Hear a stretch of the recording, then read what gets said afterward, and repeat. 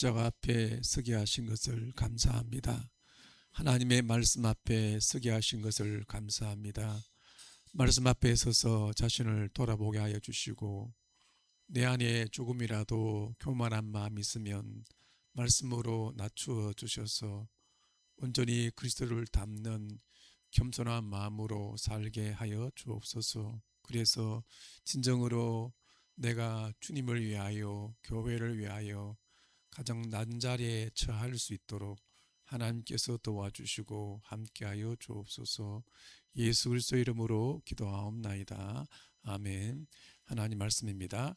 고린도전서 4장 1절에서 13절까지 말씀을 다 같이 목소리로 같이 읽겠습니다. 사람이 마땅히 우리를 그리스도의 일꾼이요 하나님의 비밀을 맡은 자로 여길지어다. 그리고 맡은 자들에게 구할 것은 충성이니라.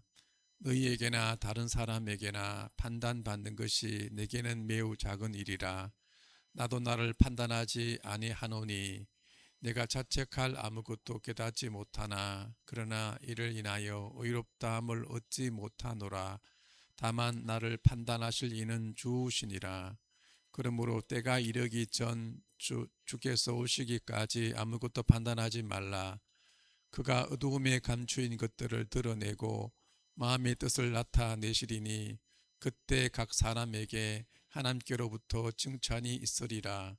형제들아, 내가 너희를 위하여 이 일에 나와 아볼로를 가지고 본을 보였으니 이는 너희로 하여금 기록한 말씀 밖에 넘어가지 말라 한 것을 우리에게서 배워 서로 대적하여 교만한 마음을 먹지 말게 하려 함이라.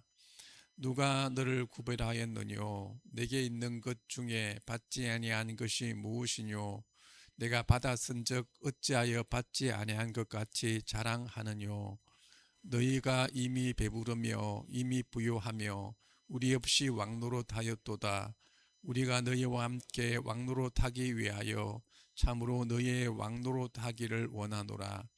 내가 생각건대 하나님의 사도인 우리를 죽이기로 작정한 자 같이 미말해 두셨으니 우리는 세계 곧 천사와 사람에게 구경거리가 되었노라.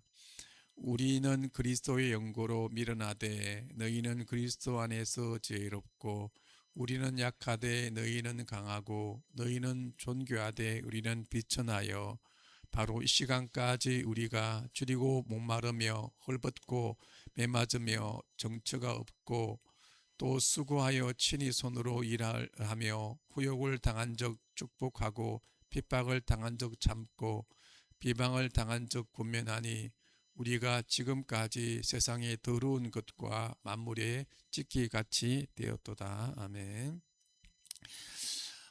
그동안에 바울이 빌보 교회의 문제를 여러 가지로 말을 합니다. 오늘 말씀의 결론을 우리에게 이제 말씀을 하고 있습니다.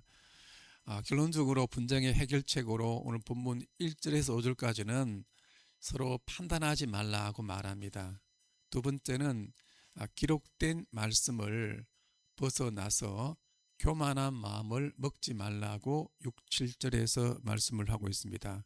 그리고 주인 노릇하지 말라, 왕 노릇하지 말라는 이야기를 8절에서 13절까지 하고 있습니다. 그래서 보시면은 1절부터 보시면은 이렇게 되어 있습니다. 사람이 마땅히 우리를 그리스도의 일꾼이요 하나님의 비밀을 맡은 자로 이길지어다. 맡은 자에게 구할 것은 충성이니라. 너희에게나 다른 사람에게나 판단받는 것이 내게는 매우 작은 일이라.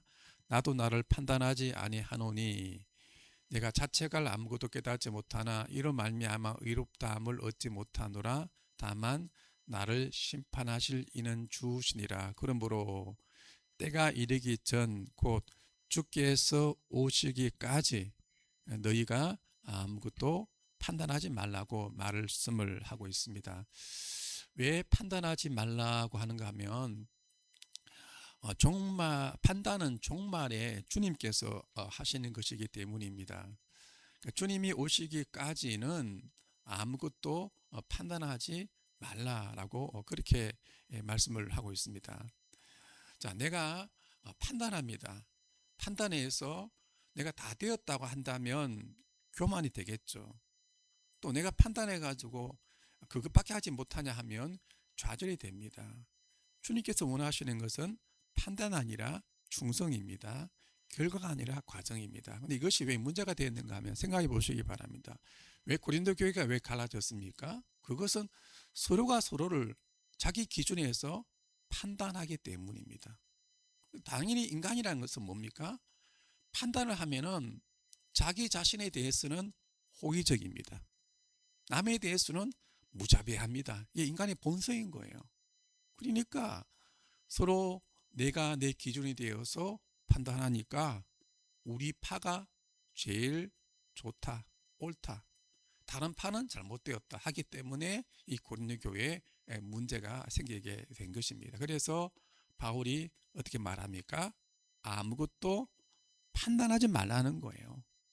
주님 오시기까지 아무것도 판단하지 말고 너희가 할 것은 오직 충성이다. 그렇게 말씀을 하고 있습니다. 그래서 여러분들 우리가 분별은 필요합니다. 분별은. 그러나 판단은 쉽게 하지 마시기 바랍니다. 왜냐하면 내 판단이 절대적이지 않기 때문입니다. 그래서 우리가 항상 자신을 돌아보면서 우리가 판단이 아니라 우리는 주님 앞에 더욱더 충성하며 살아갈 수 있는 우리 모두가 될 수 있기를 간절히 바랍니다. 그 다음에 보시면은 기록된 말씀에 벗어나 교만한 마음을 먹지 말라고 말합니다. 6절 보시면은 형제들아 내가 너희를 위하여 이 일에 나와 아볼로를 들어서 본을 보였으니 이는 너희로 하여금 기록된 말씀 밖으로 넘어가지 말라 한 것을 우리에게 배워 서로 대적하여 교만한 마음을 가지지 말게 하려 함이라고 말씀하고 있습니다. 왜 기록된 말씀 밖으로 넘어가지 말라고 하는가? 그럼 왜 고린도 교회 가운데서 일부 교인들이 왜 기록된 말씀으로 벗어났습니까? 그것은 내가 직접 하나님의 말씀을 받았기 때문이다라고 말합니다. 그리고 그것으로 서로 판단합니다. 대적합니다. 이걸 바울이 말하기를 교만한 마음이다. 교만한 마음이다. 이래 말합니다. 근데 바울과 아볼로는 어떤 본을 보여줬습니까? 기록된 말씀에서 벗어나지 않았습니다. 이 바울과 아볼로의 입장에서 기록된 말씀은 구약 성경이죠. 그러니까 아볼로도 그러고 바울도 그러고 구약 성경을 예수님의 관점에서 해석했습니다. 그래서 여러분 로마서를 보시면은 자세히 보시면은 그냥 바울이 구약 성경 없이 그냥 자기 관점에서 한 것이 아니라 철저하게 구약 성경을 예수님 관점에서 근거해서 복음을 이야기하는 것을 우리가 볼 수가 있습니다. 그래서 이제 또 이렇게 말합니다. 누가 너를, 즉 하나님께 직접 말씀을 받았다고 하는 너를 남달리 구별했느냐? 내게 있는 것 중에서 받지 아니한 것이 무엇이냐? 내가 받았은즉 어찌하여 받지 아니한 것까지 자랑하느냐? 이 받은 것은 구약 성경이고 또 사도를 통한 신약 성경입니다. 그런데 고린도 교회 일부 거짓 교사들은 그들만이 직접 계시를 받았다 하면서 남들과 자신을 구별합니다. 또 자신을 자랑합니다. 그리고 다른 사람들을 판단합니다. 그러니까 교회가 갈라질 수밖에 없겠죠. 그죠? 그래서 우리는 철저하게 저를 포함해서 우리는 기록된 말씀을 벗어나지 말아야 됩니다. 아니, 벗어날 필요가 없는 거예요.